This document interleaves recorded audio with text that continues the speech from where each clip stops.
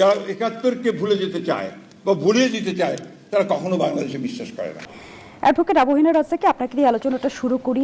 যেমনটি বিএনপি মহাসচিব মির্জা ফখরুল ইসলাম আলমগীর অভিযোগ করেছেন, যারা ৭১-কে ভুলিয়ে দিতে চায় তারা কখনো বাংলাদেশে বিশ্বাস করে না। বর্তমান রাজনীতিতে এই সন্দেহ কেন তৈরি হলো? ধন্যবাদ আপনাকে এবং আমার দুই সহ-আলোচক এবং নিউজ 24-এর দর্শক শ্রোতা। ২৪-এর গণ অভ্যুত্থান, ২৪-এর গণ অভ্যুত্থানের পরে সংক্ষেপে যদি বলি, আজকের এই সরকার হিসাব মতে আসার কথা ছিল ২০২৯-এ, সেই সরকার আসলো ২০২৬-এ।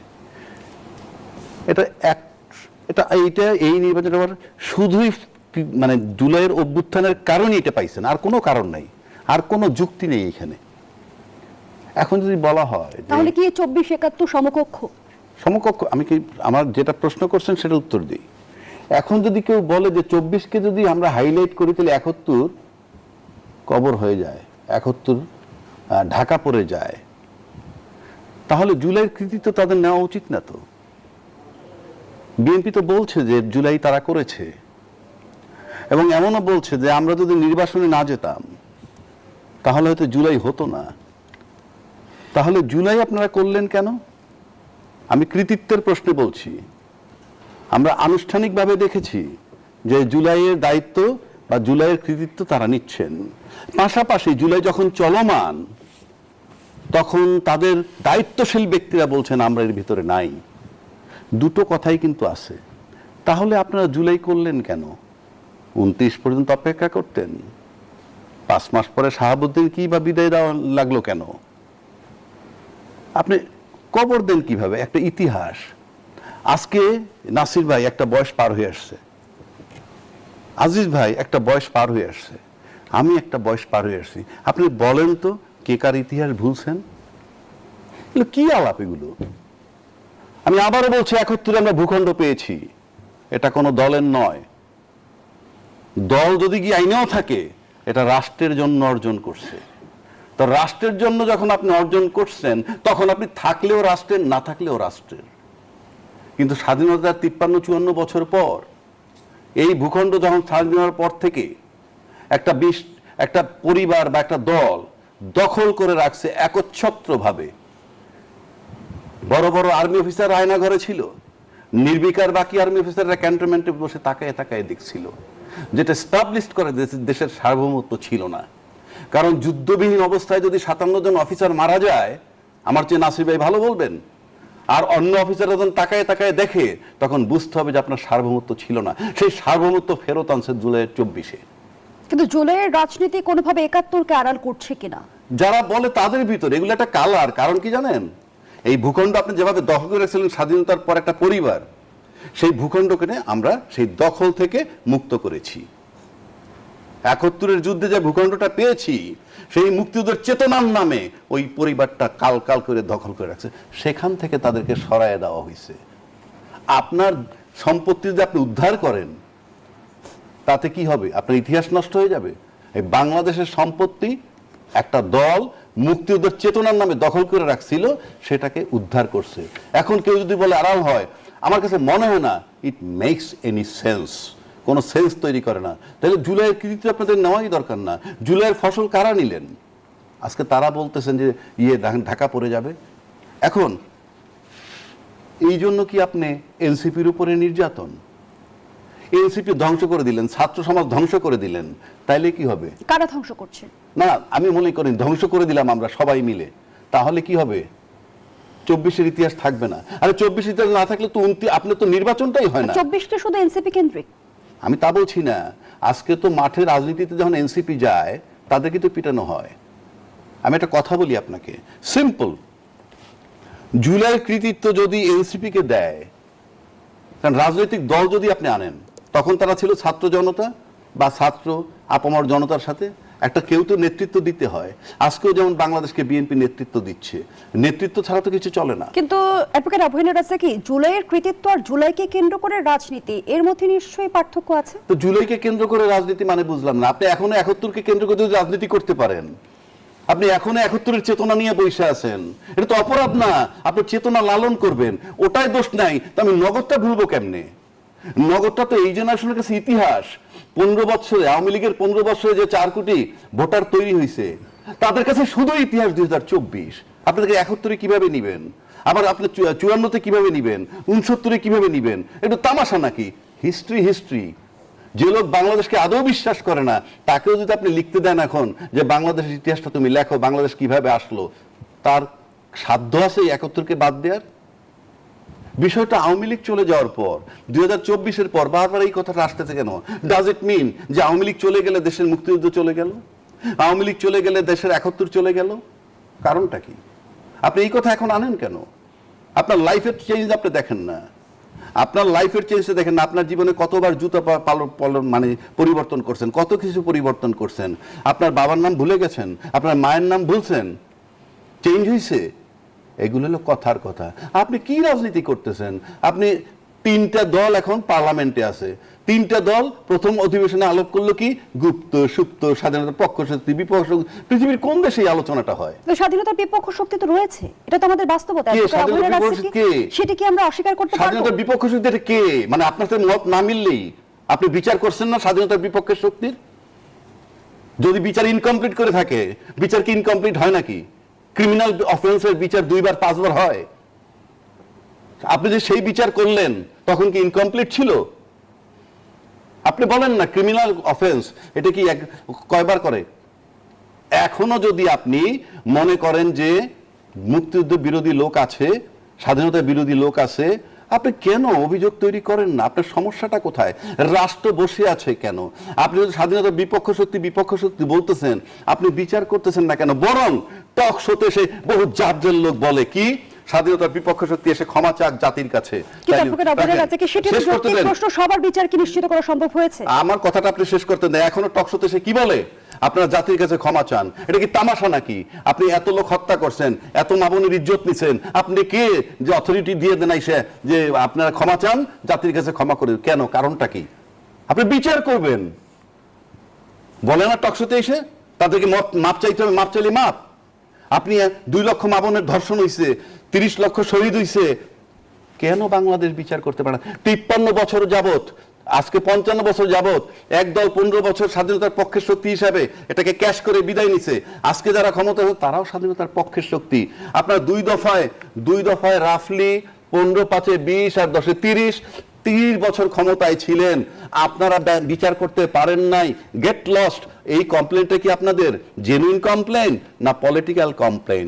If it is a political complain, get lost, and if it is a genuine complain, কালকে থেকে ট্রায়াল শুরু করেন। নাইলে কথা বলেন কেন? এটা কি রাজনীতি? এটা কি তামাশা? এটা রাষ্ট্র। জনাব এম এ আজিজ, এই যে বলা হচ্ছে 71-কে ভুলিয়ে দেওয়ার রাজনীতি, কাদের ইঙ্গিত করে এই বক্তব্য দিলেন মির্জা ফখরুল ইসলাম আলমগীর? ধন্যবাদ আপনাকে, সহ আলোচক, বিজ্ঞ সহ আলোচক এবং দর্শক শ্রোতা। দেখেন, এটা জামাতকে উল্লেখ করেছে।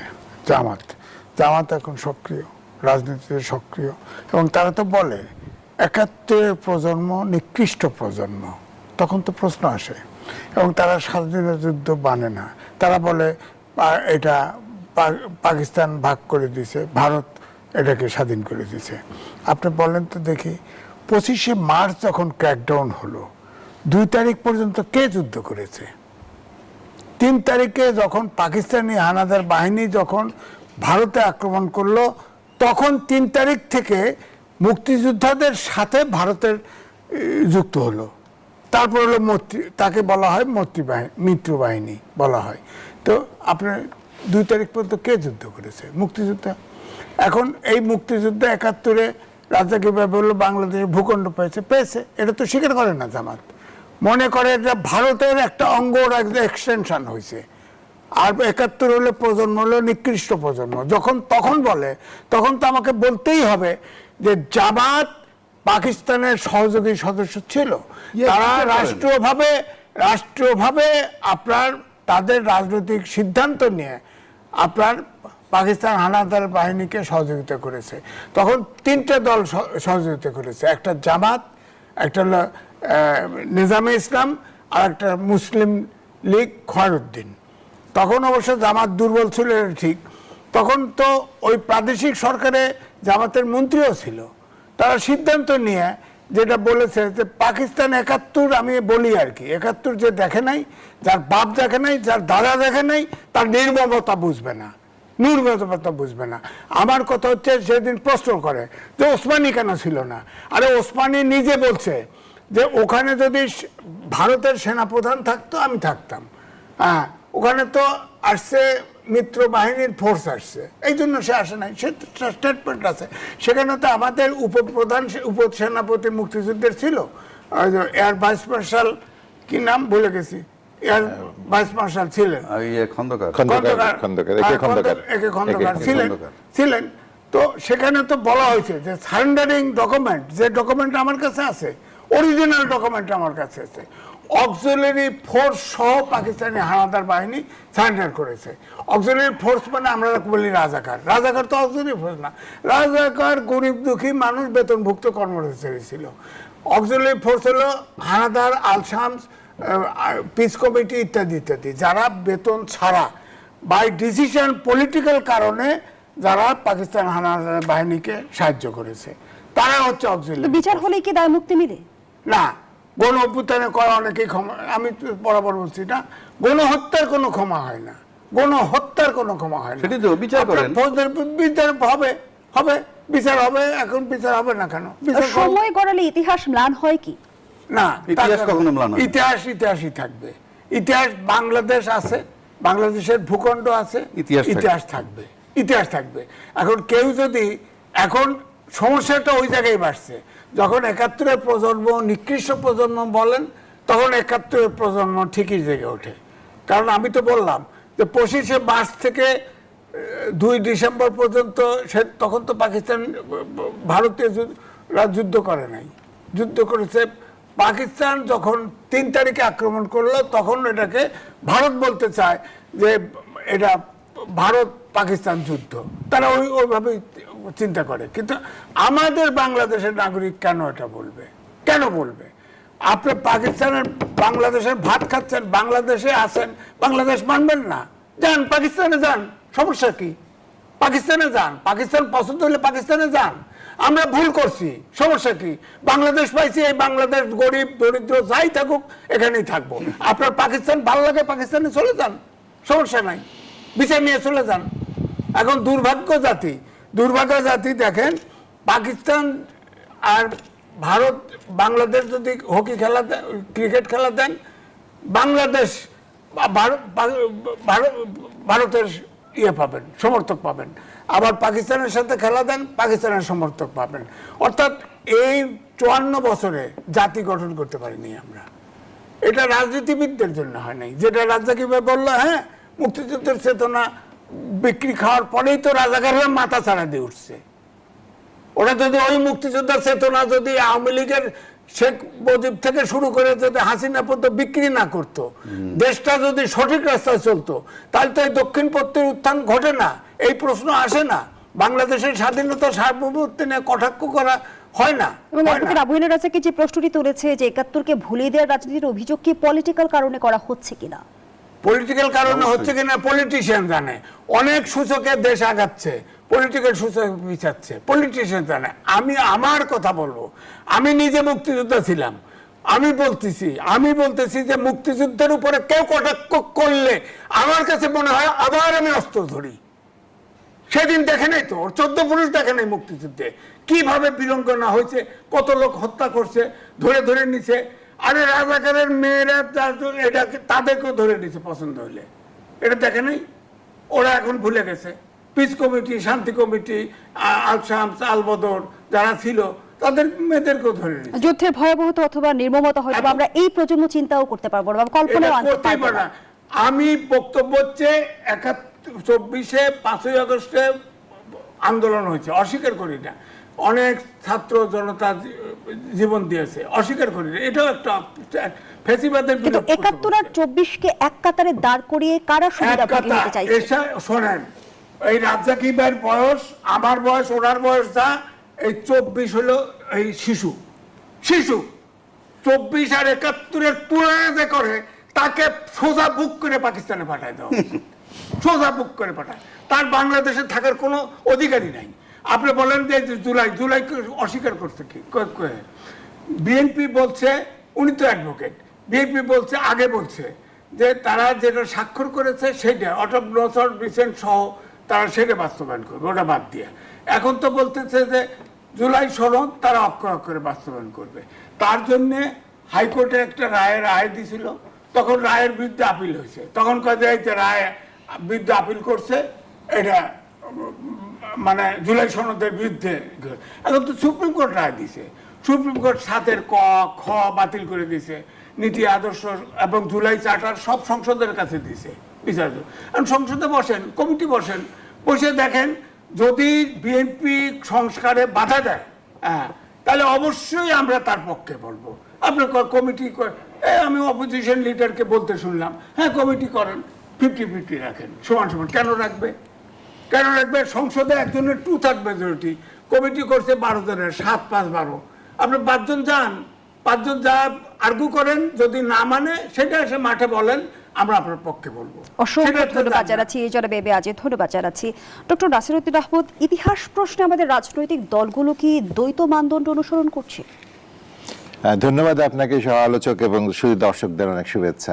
আমরা জাস্ট এই আলোচনা শুরু করার আগে যখন অপেক্ষা করছিলাম আজিজ ভাইয়ের সাথে, আমি কথা প্রসঙ্গে ভারতীয় রাজনীতির এবং তরুণদের যে আন্দোলনটা ওখানে হচ্ছে ককরোচ বাহিনীর, সেটা নিয়ে কথা বলছিলাম এবং প্রসঙ্গ করে আমি বলেছিলাম যে ব্রিটিশরা একটা জিনিস আমাদেরকে শিখিয়ে দিয়ে গেছে, ডিভাইড অ্যান্ড রুল। যখনই আন্দোলন হবে, যখনই কোনো একটা ন্যায্য কথা কেউ বলার চেষ্টা করবে, একটা সংগঠিত হবে, ওখানে একটা বিভাজন তৈরি করো, বিভাজন তৈরি করলেই সেটা ওই তারা যুদ্ধ করবে, মাঝখান দিয়ে ফায়দা নেওয়া যাবে হচ্ছে যারা যে ক্ষমতায় মসনদে বসে আছে তারা। আপনি মুক্তিযুদ্ধ দিয়ে শুরু করেছেন, মুক্তিযুদ্ধের প্রথম 4টা ক্রাইটেরিয়া কি ছিল? কোন চেতনার উপরে বা কোন পিলারের উপর দাঁড়িয়ে আমরা মুক্তিযুদ্ধ ছিল? গণতন্ত্র, সমাজতন্ত্র, আমাদের ধর্মনিরপেক্ষতা বা অসাম্প্রদায়িকতা এবং জাতীয়তাবাদ। তার কোনটার মূল্যায়ন আমরা গত 55 বছরে সঠিকভাবে করতে পেরেছি? গণতন্ত্র, সমাজতন্ত্র আপনি বাদ দেন, এটা বিশ্বব্যাপী এটা কবর রচিত হয়ে গেছে বলা যায়, সেটা বাদ দেন, সেটা আমাদের একটা হয়তো ভুল ছিল। কিন্তু পরবর্তীতে ধর্ম নিয়ে আমরা বিভাজন তৈরি করেছি। তারপরে কি করেছি? জাতীয়তাবাদ নিয়ে বিভাজন করেছি, কে বাঙালি কে বাঙালি না, কে বাংলাদেশি, এটা নিয়ে আমাদের বিভাজন তৈরি হয়েছে। তারপরে এসছে আপনাদের এই সমাজতন্ত্র, তো বললাম, ধর্মনিরপেক্ষতা গেল, জাতীয়তাবাদে গেল, এবার আসলো গণতন্ত্র। এই গণতন্ত্র নিয়ে আমরা কি করলাম? গণতন্ত্রের বহুবিধ রূপ দেখলাম। 72 সালে যদি শুরু করেন আপনি, 72 সালে যার সাথে টুটি চেপে ধরা হলো, সেটা কি মুক্তিযুদ্ধের চেতনা ছিল? তখন যেভাবে রক্ষী বাহিনী দিয়ে মানুষকে ধরা হতো, সেটা কি মুক্তিযুদ্ধের চেতনা ছিল? এরপর আসে 75-এ কিলিং হলো, তারপরে দেশের একটা পরিবর্তন হয়ে গেল, সামরিকতন্ত্র আসলো, সেনা শাসনের একটা আবরণ তৈরি হলো, তারপর সৃষ্টি হলো আবার 17 বছর মুক্তিযুদ্ধের চেতনার নামে, বিচারের নামে। এই হত্যাকাণ্ডের বিচার, বঙ্গবন্ধু হত্যাকাণ্ডের বিচার, স্বাধীনতা বিরোধীদের বিচার, বিচারের নামে আমরা দেখলাম যে অনেক কিছু করা হলো। এই স্বাধীনতার 50 বছর পূর্তি, জাতির জনকের 100 বছর পূর্তি, এই সমস্ত পূর্তিতে কোটি কোটি টাকা খালি মানে লুটপাট হলো। এই মুক্তিযুদ্ধ চেতনার নামে কতগুলো গবেষণা হয়েছে, সেই গবেষকদের আজকে কোথায়? ওরা কই? তাদের কি গবেষণার জন্য কত টাকা নিয়েছিল? এখনই আপনি পত্রপত্রিকা দিলে পাবেন যে তারা কোটি কোটি টাকা নিয়ে গেছে, গবেষণা কিছুই করে নেই, এখন সেগুলো পেন্ডিং অবস্থার মধ্যে আছে। এইটা কেন করা হয়? এগুলো হচ্ছে যে মানুষকে, যারা ক্ষমতায় থাকে তাদের একটা ম্যাকিয়াভেলি শিখে দিয়ে গেছে বহু বছর আগে, যে ফোকাস ডাইভার্ট করো। আমি ক্ষমতায় কিভাবে আছি, আমি কি করছি না করছি, আমি কি ন্যায্য কাজ করছি, আমি কার সাথে চুক্তি করছি, কাকে করিডোর দিচ্ছি, কার সাথে কোথায় আমি সশস্ত্র বাহিনী, নৌবাহিনী পাঠাচ্ছি, কোথা থেকে আমদানি করছি, বোয়িং কিনছি কিনা, হ্যাঁ, ট্যারিফ বসায় দিল, তার বিরুদ্ধে আমি কিছু করছি কিনা, ব্যবসায়ীদের পক্ষে দাঁড়াচ্ছি কিনা, এলএনজি আসছে কিনা, আমার ইন্ডাস্ট্রি চলছে কিনা, আমার লেখাপড়ার মান কোথায় যাচ্ছে, বাচ্চারা আজকে কেন চাকরি পাচ্ছে না, কোথায় যাচ্ছে, এগুলো নিয়ে কথাবার্তা বলার আগেই এমন কিছু একটা টপিক তুলে দাও, ওইটা নিয়ে তারা ইয়েতে থাকুক। ঠিক একই কথা হয়েছে আপনার মুক্তিযুদ্ধ নিয়ে। আমি মানে কষ্ট লাগে কোন জায়গায়, এই তরুণ প্রজন্মের কাছে আমাদের প্রত্যাশা ছিল, প্রচন্ড প্রত্যাশা ছিল, যারা যখন এই ধরনের কথাবার্তা বলবে, ঠিক আছে আপনি আপনার কথা বলেছেন, শ্রদ্ধার সাথে আপনার কথার সাথে আমরা একমত হলাম অথবা হলাম না, কিন্তু আপনি কেন আজ পর্যন্ত এই কাজটা করতে পারলেন না? বিসিএস এর একটা কি নিরপেক্ষ নির্বাচনের ব্যবস্থা করেছেন আপনি? 17 জন প্রশাসক দিয়েছেন কি মুক্তিযুদ্ধের চেতনার উপরে ভিত্তি করে? মুক্তিযুদ্ধের চেতনা কি এটা ছিল যে আমি চুজ এন্ড পিক করব, আমি ওপেন কম্পিটিশন করে কম্পিটেন্ট লোককে আনবো না, আমার দলীয় বিবেচনার লোক আনবো, আমি প্রশাসককে বসাবো। আমার যত জায়গাতে সিটি কর্পোরেশন নির্বাচন বলেন বা অন্যান্য নির্বাচন আছে, আগে আমি একজনকে দাঁড় করাবো, সে কিছু কাজ করে জনপ্রিয়তা করবে, কিছু লোককে খুশি করবে, কিছু লোকের ফান্ড তৈরি করে দিবে, তারপর আমি নির্বাচন দিব। এটা মুক্তিযুদ্ধের চেতনা ছিল। তার মানে বিভাজন প্রতিনিয়ত আমাদের ক্ষতিগ্রস্ত করে গেছে, অবশ্যই ক্ষতিগ্রস্ত করেছে, এবং এগুলো হলো আমি মনে করি টোটালি এটা হলো মানুষের ফোকাস ডাইভার্ট করার কথাগুলো, এবং দেশ ধ্বংস করার পায় তারা এগুলো। এবং যখন আপনি দেখবেন, আপনি নিশ্চয় অবগত আছেন, মোদী সরকারের এবার স্পষ্ট বার্তা, ভারতে বসে রাজনৈতিক কর্মকাণ্ড চালাতে পারবেন না শেখ হাসিনা।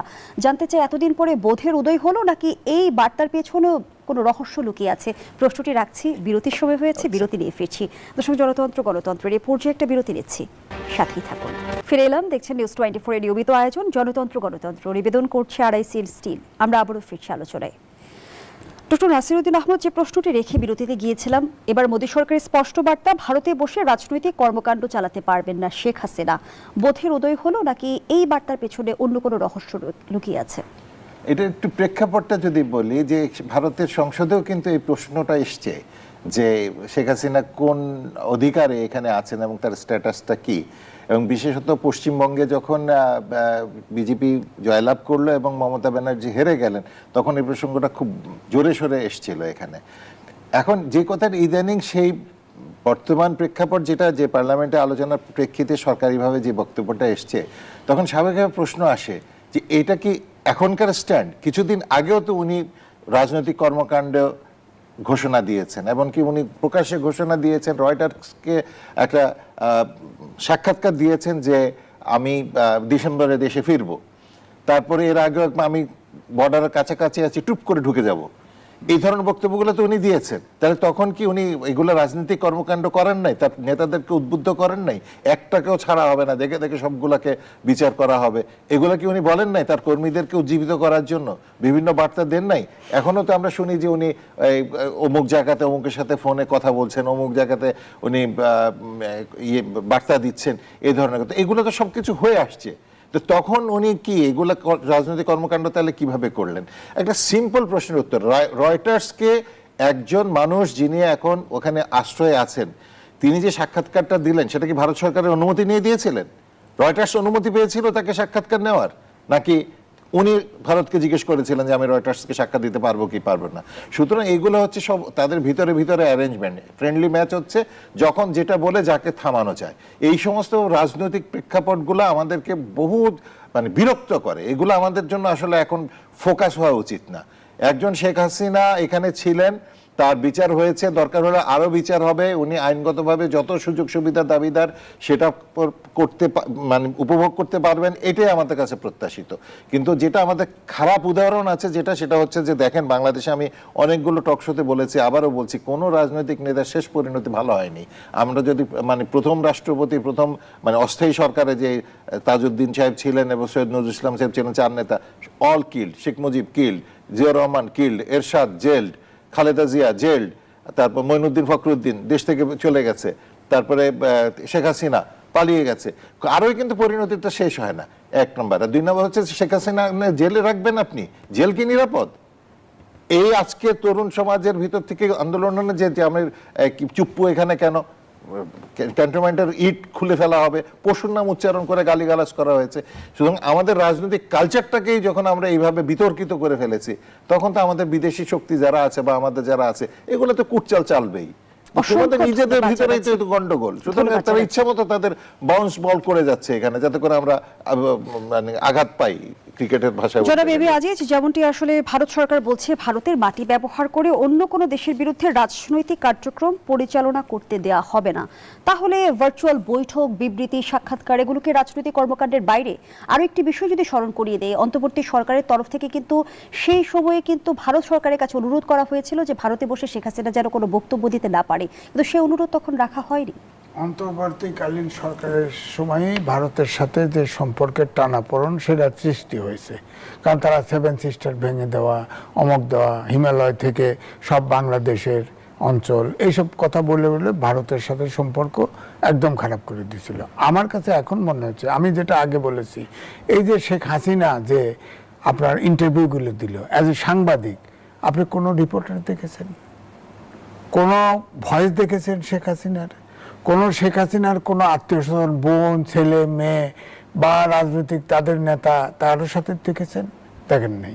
তো এটা তো একমাত্র বৃহৎ দেশ ভারতে গদি মিডিয়া আছে। গদি মিডিয়া মানে নরেন্দ্র মোদীর অনুগত সাংবাদিক আছে। রয়টারের রিপোর্টার সর্বশেষ এফপির কাছে সাক্ষাৎকার দিয়েছে শেখ হাসিনা। সেটা তো ওখানে রয়টার তো ভারতের প্রতিনিধি আছে, সে হয়তো ওখানে পশ্চিমা দেশে তো লবিস্ট নিয়োগ করা হয়, লবিস্টের মাধ্যমে হয়তো দিয়ে দিছে। আমি বিশ্বাস করি না যে শেখ হাসিনা এগুলো বলছে। এটা নরেন্দ্র মোদীর খেলা ছিল। কিন্তু এখন ছাত্রদের আন্দোলন হওয়ার পরে আমার মনে হয় নরেন্দ্র মোদীর রিয়েলাইজেশনটা এসছে যে এখন যেন তো, কারণ তাদের ভিতরেও আপত্তি উঠেছে, শেখ হাসিনা কেন, সংসদে আপত্তি উঠেছে, এবং এখন দেখতেছে যে শেষ পর্যন্ত শেখ হাসিনার বিরুদ্ধে আন্দোলন করতে গিয়ে নরেন্দ্র মোদীর বিরুদ্ধে আন্দোলন হতে পারে। এই জন্য সংসদীয় কমিটি কিন্তু প্রস্তাব দিয়েছে।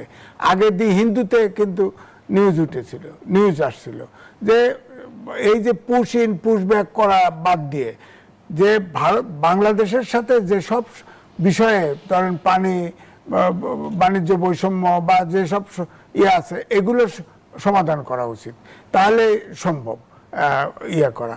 তো এখন এই যে সংসদীয় কমিটি, মোদী সরকারের এই বার্তার ফলে কি ভারত বাংলাদেশ সম্পর্কে ইতিবাচক পরিবর্তন শুরু হবে? না, আমি এটাকে ইতিবাচক ধরে নিয়েই কথা বলবো, কারণ যদি কথা না রাখবে না। সংসদীয় কমিটি যেহেতু প্রস্তাব করছে যে শেখ হাসিনা এখন নিয়ে সমস্যা হইতে পারে, তার ব্যাপারে কথা বলা যাবে না, সরকার সংসদেও আলোচনা হয়েছে, যদি সে কথা না বলে, অর্থাৎ কথা না বলে, সে তার ফাঁসি হয়েছে, সে জেলে আসুক, বাংলাদেশে ফিরে আসুক, সমস্যা নাই, ট্রাভেলিং পাস নিয়ে আসতে হবে। সবগুলো তো আপনি দেখেন পশ্চিমবঙ্গতে পুশিন করা হয় বাংলা, মানে বাংলা ভাষী আপনার মুসলমানদের।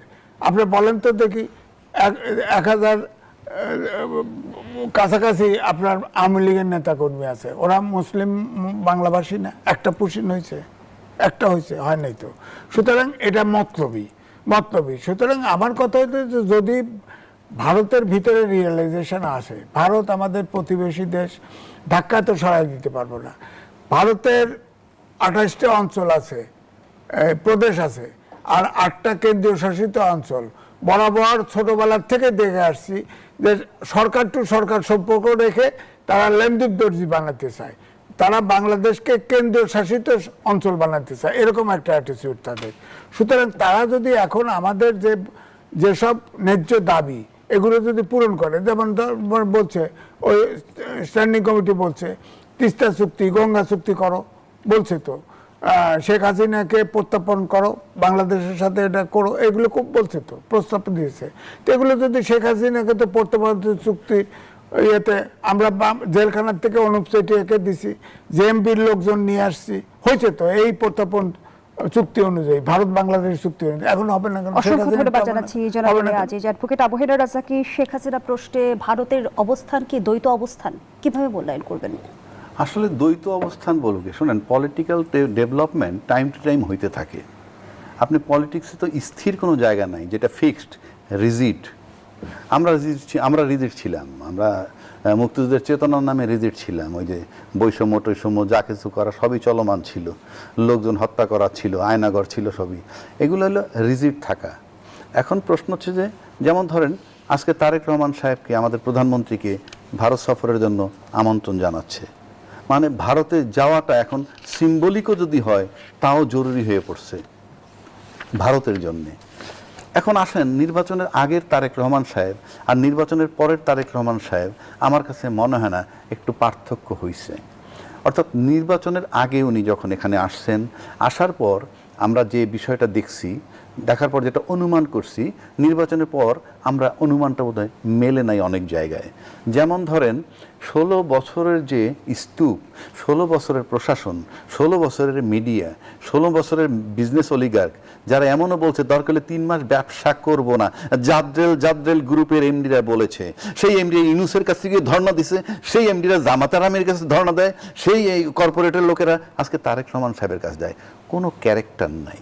ক্যারেক্টারটা হলো যে আমি কিভাবে সার্ভাইভ করব, আমি কত আর্ন করব। এটা কেন বললাম যে যেহেতু রাজনীতিতে শেষ কথা বলতে কিছু নাই, এই 16 বছরের স্তূপের ভিতরে আসার পর তারেক সাহেব আমার কাছে মনে হয় আমি তার বুদ্ধিমত্তার পরিচয় দিই এখানে, সে হয়তো ভাবছে যে আমি চট করে কিছু করতে পারবো না, কারণ সব কিছু আমি তো আওয়ামী লীগের দুর্গর মধ্যে এসে ঢুকছি। তা আওয়ামী লীগের দুর্গের মধ্যে এসে ঢুকছে বইলে আপনি মনে করেন নির্বাচনের পরেও শাহাবুদ্দিন সাহেবকে সরায় নাই, কিন্তু যখন উনি স্থির সিদ্ধান্ত নিছেন যে না আমি এই বলয়ের মধ্যে থাকবো না, আমি এই বলয়ের মধ্যে থাকবো না, তো এই চিন্তা তার মাথায় রেখে তার পায়ের তলার মাটি একটু শক্ত কইরে তারপরে সে একটা পর্যায়ে বসলো যে শাহাবুদ্দিন সাহেবকে পদত্যাগ করতে হবে। যদি উনি ওই বলয়ের মধ্যে থাকতো তাহলে তো শাহাবুদ্দিন সাহেব পদত্যাগ না করলেও চলতো। এই যে পদত্যাগ করাইছেন এখন আমার কাছে মনে হয় সেই বলয় থেকে উনি বেরোয় আসছে। আরও কতগুলা কথা বলি, এই যে ইন্ডিয়ার যেটা শিফট হইল, কেন শিফট হইল? ইউনূস সাহেব আসার পর ধারণা করা হয়েছিল ওই যেহেতু আওয়ামী লীগের দুর্গের মধ্যে ঢুকছে যে উনি 3-4 মাসের বেশি থাকতে পারবেন না, এবং 3-4 মাসের মধ্যে নির্বাচন দিয়ে যেতে হবে, এবং নির্বাচন দিলেই ক্ষমতায় আসবে বিএনপি, এটাও জানা। সুতরাং ইউনূস সাহেবকে আমরা সহ্য করতে পারতেছিলাম না, ওনার চলে যাওয়াটাই জরুরি। উনি চলে যাওয়ার পর যে নির্বাচনী ফলাফলে যারা ক্ষমতা আসছে ধৈর্য নিছিল আওয়ামী বলয়তে ঢুকবে, কিন্তু সময়ের ব্যবধানে দেখা গেল যে এরাও এখন স্লিপ করতেছে। এই ইউনূস সাহেব কাটাইলো 18 মাস, তারেক সাহেব কাটাইতেছে অলরেডি 5 মাস, সামনে আরো 4.5 বছর থাকবেন। সুতরাং হিসাব করছে যে যদি এই বলয় থেকে তিনি সরে যেতে চান তাহলে আমার কাছে মনে হয় আমাদের একটু কিছু করা দরকার যেখান থেকে আমরা ক্লোজ ইন টাচ হতে পারি। তার একটা মাধ্যম হিসাবে এই মুহূর্তে হয়তো এই সিদ্ধান্তটা আসছে যে শেখ হাসিনা ওখানে বসে রাজনীতি করতে পারবে না, কোনো বক্তব্য দিতে পারবে না। From Indian side this is the development of Indian politics আমি মনে করি। বর্তমান বাস্তবতায় আমরা দেখছি যে মাঠের রাজনীতি আবার উত্তপ্ত হয়ে উঠেছে, এবং এনসিপির কর্মসূচিতে হামলাকে কেন্দ্র করে কিন্তু আমরা দেখছি যে অভিযোগ পাল্টা অভিযোগের এক ধরনের রাজনীতি চলছে। এর পেছনে কোনো রাজনৈতিক বার্তা দেখেন কিনা আমি প্রশ্নটি রাখছি। আবারও বিরতির সময় হয়েছে, জনতন্ত্র গণতন্ত্রের এ পর্যায়ে আবারও বিরতি নিচ্ছি, সাথেই থাকুন। ফিরে এলাম, দেখছেন জনতন্ত্র গণতন্ত্র, নিবেদন করছে RICL স্টিল। আমরা আবারও ফিরছি আলোচনায়। অ্যাডভোকেট আবু হেলাল রাজাকে যে প্রশ্নটি রেখে বিরতিতে গিয়েছিলাম, আমরা দেখলাম এনসিপি কর্মসূচিতে হামলা এবং বাধার অভিযোগ উঠেছে। একটু জানতে চাই যে এর মধ্য দিয়ে আসলে কোনো রাজনৈতিক বার্তা দেখেন কিনা? আমি এর ভিতরে রাজনৈতিক বার্তা দেখি। সিম্পল আমি বলি আপনাকে, জুলাইয়ের কৃতিত্ব আজকে অনেকেই নিতে চাচ্ছেন, গল্প করে লাভ নেই, আমরা দেখতেছি। এবার আসেন, জুলাইয়ের কৃতিত্ব যদি আমরা সবাই মিলে এনসিপিকে দেই, এনসিপি মানে আমি তখন তারা ছাত্র ছিল, আজকে তাদের দল আছে বলে বললাম, ধরেন ক্ষমতাসীন দল যে বিএনপি, সে যদি এখন জুলাইয়ের কৃতিত্ব এনসিপিকে দেয় তাহলে কিন্তু বিএনপির লোকসান হয়। কি লোকসান হয়? আমি কৃতিত্ব দিলে। কিন্তু আপনি যদি জুলাইয়ের কৃতিত্ব তাদেরকে না দেন তাহলে আপনার লোকসান কিন্তু ডাবল। বিকজ আমরা তো টোটাল অ্যাক্টিভিটিসটা জানি, আপনাদের বার্তাগুলো জানি, নিউজগুলো জানি, আপনার দায়িত্বশীল নেতারা কি বলছিলেন তখন আমরা জানি, পত্রিকায় আসছে। সুতরাং কৃতিত্ব যদি এনসিপিরে দেয় তাহলে তাদের লোকসান হয়, আর যদি না দিয়ে নিজেরা নিতে চায় তাহলে তাদের ডাবল লোকসান হয়। Because the whole world is open, আজকে সবকিছু ওপেন। আপনি পত্রিকায় কি লিখবেন না লিখবেন ইম্যাটেরিয়াল, চারিদিকে সোশ্যাল মিডিয়া, ডিজিটাল যুগ। এইবার আসেন পিটাইলে কি হয়, পিটাইলে কি হয় সেটাই আসেন।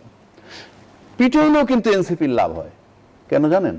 এনসিপি আলোচনায় থাকে, এনসিপি পিটাচ্ছে, কেউ বলতেছে বেয়াদব, কেউ বলতেছে ভাষা ঠিক নাই, ইত্যাদি ইত্যাদি।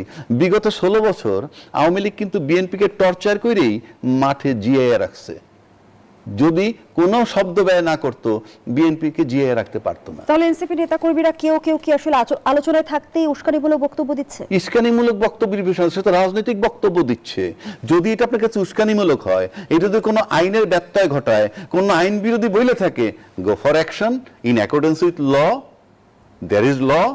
আপনার আমি গালি দিব, এতে যদি আপনার মানানি হয়, কিংবা আপনার সাথে সম্পর্কে বাজে কথা বলবো, এটা যে আইনের ব্যত্যয় ঘটে, আইন আছে না? অফকোর্স আইন আছে, আপনি আইন আনতে পারেন কিনা সেটা দেখেন। এখন আসেন, যদি তাদের বক্তব্য, নাসিরুদ্দিনের বক্তব্য, নাসিরুদ্দিন বেয়াদব, বাজে কথা বলে, এটাকে যদি আপনি আইনের আওতায় আনতে পারেন, বাধাটা কোথায় আপনার? যদি আপনি তা না আনতে পারেন তাহলে তৃতীয় ব্যক্তিগত আক্রমণ কিংবা চরিত্র হরণ কি রাজনৈতিক বক্তব্যের অংশ হতে পারে? আমি তো সেটাই বলুন, যদি না হয় আপনি অ্যাকশনে যান না কেন? আপনি তো আইন দিয়ে যাবেন। Try to understand my point. আমি তার সাফাই গাচ্ছি না। এটা যদি সে না দিতে পারে, আইনে যদি বার থাকে, তাহলে আপনি তাহলে আইনে অ্যাকশন নেন। এক দুই, তারপরে যখন তার উপরে হামলা হয় তখন আপনি দায়িত্বশীল দলের লোকেরা যদি বলে এই হামলা আমরা করি নাই, সাধারণ লোকে করছে, তো সাধারণ লোকে যদি করে এটা বেআইনি কিনা? আর সাধারণ লোকে যদি করে আপনারা বক্তব্য দেন না কেন, এটা নিন্দা করেন না কেন? সে কারণে বললাম, আপনি যদি তাদেরকে পিটান মাঠে, তাতেও কিন্তু দেশ জাতির কাছে তারা পরিচিত হচ্ছে, আছে মাঠে। এক। দুই, যদি না পিটান, কাজে ওই যে পিটান যে তাতেও তাদের লাভ হচ্ছে, আর যদি না পিটান তাহলে কমফোর্টেবলি তারা সারা দেশে ঘুরবে আর জনমত তৈরি করবে। কেন জনমত তাদের পক্ষে কেন থাকবে সেটাও বলি। আপনারা প্রতিশ্রুতি দিছিলেন গণভোটের আলোকে জুলাই সনদ বাস্তবায়ন করবেন, কিন্তু আপনারা করছেন না। এই যে 15 বছরের যে প্রজন্মের যে 4 কোটি ভোটার, তাদের কিন্তু মাথায় আছে, তাদের মনে আছে। সুতরাং আপনাদের মাঠে তারা যায়, সমাবেশ করে, রাজনৈতিক স্রোত তাদের পক্ষে আসবে। আর যদি টর্চার করেন সেটা দিয়েও টিকে রাখবেন বোতই। অর্থাৎ আমি সিম্পল শেষ করে দিচ্ছি, আপনি যদি দেখেন একটা হাড়ির থেকে ফোঁটা ফোঁটা পানি ঝরে, রাত শেষে কিন্তু হাড়িটা খালি হয়ে যায়। আপনি এই এনসিপির জন্য মাঠে যেটা করা হচ্ছে, তাতে যদি ক্ষমতাসীন দল বা XYZ তাদের ফোঁটা ফোঁটা পানি ঝরে যায়, হাড়ি খালি হয়ে যেতে পারে। আবার এতে যদি ফোঁটা ফোঁটা করে এনসিপি গেইন করে, হাড়ি ভরে যেতে পারে। সুতরাং আপনাকে চিন্তা করতে হবে আপনি কি করবেন। গণতন্ত্রকে গণতন্ত্র দিয়ে মোকাবেলা করতে হয়, গণতন্ত্রকে মারামারি করে মোকাবেলা করতে হয়। জনাব আজিজ, হামলার শিকার হওয়ার পর নাসিরউদ্দিন পাটোয়ারি বলেছেন শেখ হাসিনা আমাকে রিমান্ডে নিয়েছিল, তাকে দেশ থেকে তাড়িয়েছি। তারেক রহমান, আপনিও বড় ভুল করেছেন, এজন্য আপনাকে কাফফারা দিতে হবে, এমন কাফফারা যা আপনি কল্পনাও করতে পারবেন না। আপনি আমার ব্যক্তিগত রক্ত ছড়িয়েছেন, আমি এটাকে ব্যক্তিগতভাবে নিয়েছি। এই যে এনসিপি নেতাকর্মীদের বক্তব্য কিংবা বিবৃতি, সেটা কি আসলে কতটুকু রাজনৈতিক, কতটুকু উস্কানি বলে? হ্যাঁ, প্রথমে এই প্রশ্নেরই বলি। ধরেন এখন তাকে গ্রেপ্তার করা হলো, তারপরে তখন রাজ্জাকের ভাইয়ের মতো মানুষ করে বিচার করলো না কেন? বিচার তো নাই। এখন তো আইনের শাসন, সুশাসন তো তৈরি হয় নাই। যদি আইনের শাসন তৈরি হয়ে থাকে তাহলে জুলাই সনদের উপরে তো রায় দিচ্ছে সুপ্রিম কোর্ট, সেটা কেন মানেন না? সেটা মানেন না কেন? আমার কথা হলে একটা মানবেন আর একটা মানবেন না, তা তো হবে না। এই নাসিরউদ্দিন পাটোয়ারি, হাসনাত, সাজিদ, এদেরকে রাজনীতির থেকে এলিমিনেট করা উচিত। এলিমিনেট করা, কারণ এরা দুর্বৃত্ত, এরা কোনো রাজনৈতিক ভাষা জানে না, এরা কোনোভাবেই। আপনি বলেন তো দেখি, তারেক রহমানের ব্যক্তিগত, তার মেয়ে নিয়ে, তার ওয়াইফ নিয়ে ব্যক্তিগত কথা বলে, তাদের জন্ম নিয়ে কথা বলে। আপনি বলেন আর্মির সেনাপ্রধান, তার দাঁড়িয়ে রাখছে, বুড়া বয়সে দাঁড়িয়ে ধরে ভীমমূর্তি ধরছে, এটা কি? সেনানিবাস উড়াই দিতে চায়, এগুলো কি? এখন তো রাজ্জাক ভাই ঠিকই কইছে, এখন সেনাবাহিনীর তো উচিত একে ধরে নিয়ে পাঙ্গা মারা। সেনাবাহিনী তো জায়গা নাই। কিন্তু বাক স্বাধীনতা মানে কি আমি যা খুশি তা বলতে না, পারি? এইটাই তো আমার কথা হলো, যদি এরা বৈষম্য বিরোধী না, এনসিপি বৈষম্য বিরোধী ছাত্র আন্দোলন একটা, এনসিপি আর একটা, মনে রাখেন। এনসিপি বৈষম্য বিরোধী ছাত্র আন্দোলনের ব্যানারে আন্দোলন হয়েছে, সেখানে আমরা ছিলাম। ধরেন শেষ দিন পর্যন্ত আমিও টকশোতে, আওয়ামী লীগের 5 বছরে আপনার শেষের দিকে 2-1 কথা বলছে, আমি তার ভিতরে একজন। আমি তো এই আন্দোলনকে সমর্থন করছি। আমি হয়তো আর একজন ফিল্ডে যা যুদ্ধ করছে, আমি টকশো করে ওপিনিয়ন তৈরি করছি। তো আমার কথা হচ্ছে, সেটা তো একটা জনযুদ্ধের মতোই ছিল। সেখানে নারী, পুরুষ, শিশু সব মারা গেছে, সব মারা গেছে। বৈষম্য বিরোধী ছাত্র আন্দোলন, তারা যদি ধরেন নেপালের মতো আন্দোলন করে তারা যদি অরাজনৈতিক থাকতো, প্রেশার গ্রুপ হিসেবে থাকতো, তাহলে কিন্তু অবশ্যই দেশে কাজে আসতো। এখন ধরেন তারা রাজনীতি করছে, বয়স হয়েছে 18 বছরের উপর, রাজনীতি করতে পারে। কিন্তু আপনার কথা বলতে, আমার কাছে ভিডিও ধরা আছে কতজনের টাকা হয়েছে, টাকা পয়সা, যারা প্রত্যেকটা ইউনিট এই জাতিকে, তরুণদেরকে ধ্বংস করে দিয়েছে, প্রত্যেকটা মিনিস্ট্রিতে বসায় দিয়েছে, প্রত্যেকটা সংস্কার কমিশনে বসায় দিয়েছে, এখান থেকে টাকা পয়সা কামাইছে। এরে ধরো, এরে মারো, এরে মারো। এখন শুরু হয়েছে রাজনৈতিক দলের নেতাগুলোকে হ্যারাস করা, নানাভাবে থ্রেট করা, এবং সেনাবাহিনীর প্রধান পর্যন্ত থ্রেট করা। এগুলো কি? অস্ত্র আছে, অস্ত্র চলে না কেন? 24-এর নাকি অস্ত্র লুট করা, তাকে ধরে না কেন? পাটোয়ারিকে ধরা উচিত। এই অস্ত্র 24-এর অস্ত্র গেছে কোথায় সে যে বলছে, তাকে ধরে গ্রেপ্তার করে না কেন? এটা তো ফৌজদারি অপরাধ, সে বলছে। তারপরে সে জীবনে দেখে দিবে, আবার 5 বছর সময় দিছে। আরে 5 বছর, তাই সরকার 5 বছর আছে, 5 বছর